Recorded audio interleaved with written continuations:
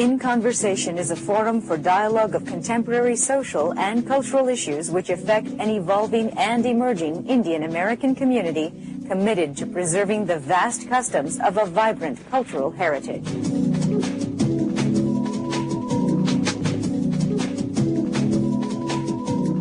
Welcome to Darshan America, folks. We come to you from Washington, D.C. My name is Ramesh Bhutani. And I'm Asta Verma. Folks, the midterm elections are almost here. President Obama and First Lady Michelle Obama are out in the country trying to help the Democratic candidates win back the House and the Senate. You know, I don't know how you see it, but this is the first time I'm paying a little more attention where I feel the president of all the people at all the time during his 4 years is now keeping that presidency aside and going out and helping his Democratic colleagues. Let's face it, President Obama was not elected because of his Democratic connections only. He was elected for other reasons. And somehow I feel people are not happy when they see President Obama out there putting all his heart in some of the races that are not going to make it. Well, he's got to protect a couple of things. One, he's got to try to get the House back, right? I mean, you're talking about 100 seats that are up for grabs, and It looks like the Republicans are going to steal the vast majority of them. What that means is now you have a Congress that is going to be ruled by the Republicans, potentially. In fact, that's a very real risk.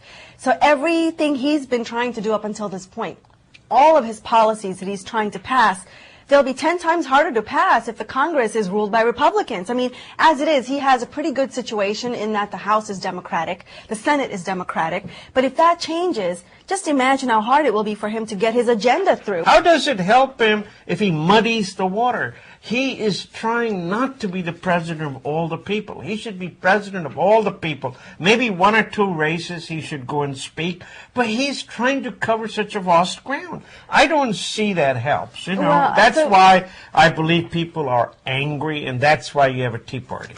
Well, that's another point. We'll get to that in just a minute. But to finish your point about this, you know, elections, campaigning, gathering campaign funds, there's a lot of mechanism that goes behind it, right? If you as a president do not go out there and show your support by supporting these candidates, you're not going to get that money raised in time for his own election, which is coming up in 2012. He has got to be out there flagging the Democratic flag, because down the road he has to look at trying to get that money for himself for his own elections. He has to support his party line. He cannot be a populist president this close to his reelection. Well, we, the public, are the losers when the president of the United States get down to the petty politics. No, he should serve his term. At the end of the third year, he can again say, I want one more term, and let the party take care of the party. He doesn't need to. He's not the head of the party. He's not the head of the party, but you also know that if it comes down to those 3-4 seats in the House that shifts the balance between Democrats and Republicans, people will always say, well, he didn't go out there and connect with the people. He didn't go out there and root for these candidates. Maybe he could have made a difference. Someone needs to be the first to put this practice, this absolutely ridiculous practice of president trying to be the head of the Democratic Party. No, he should not be. He should be presidential. I actually do agree with that, because I think it distracts from what he's trying to do. He is a global leader, right? I mean, at this point, he is the representation of the United States, and so let him serve that role. Yes. Instead of being out there and participating in these elections. And the candidates should win on their own record, not just a bet from the president. A lot of them are distancing. The fact is, a lot of them are distancing themselves away from President Obama, Nancy Pelosi, Harry Reid. So it's debatable whether or not he's helping or hurting, but I think in his own mind, he feels like he should be out there. He must be out there in order to promote the Democratic agenda. But let's get back to your other point, the one we would love to discuss, which is the Tea Party. I don't know if you saw a couple of interesting articles in both the Wall Street Journal and the Washington Post. Washington Post talked about Sarah Palin. You know, of course, she's back on the forefront. And the thing I found interesting about the Sarah Palin article was that it was about how this author viewed everything that she has done as being strategically very intelligent, including resigning from her governorship of Alaska. Remember when that happened? Right thing to do, though. Right thing to do for her. Well, she wasn't able to give attention to it, and every move of hers was being questioned, might as well resign. Give people an opportunity to point another one. It's about perception. There are some people who think that if she couldn't handle the governorship more than 2 years, how is she going to be on the national stage? How is she going to try to run in 2012 if that's what her ambitions are?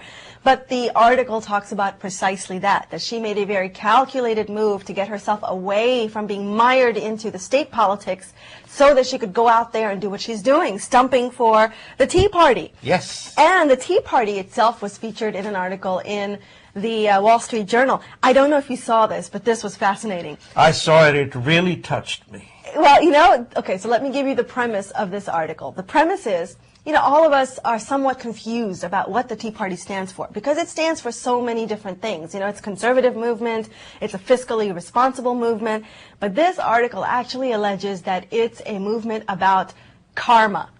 The Hindu concept of karma that has been translated into an American form of karma. Let me read you some of these quotes. This is pretty interesting. Kindness, honesty, and hard work should eventually bring about good fortune. That's right. At least that's what the Tea Partiers believe. However, they think that our policies, what the politicians have put in place, diminish the role of karma. In other words, that's right. You no longer pay for the crime. So if there's moral insensitivity, if you are fiscally irresponsible, somehow all of these state programs, the liberal programs, according to them, have softened the penalty for living your life on the wrong side of the tracks. That's right. Right? And because of that, our world is out of balance. And they firmly believe that to right that balance is to go back to this age-old notion of karma, which means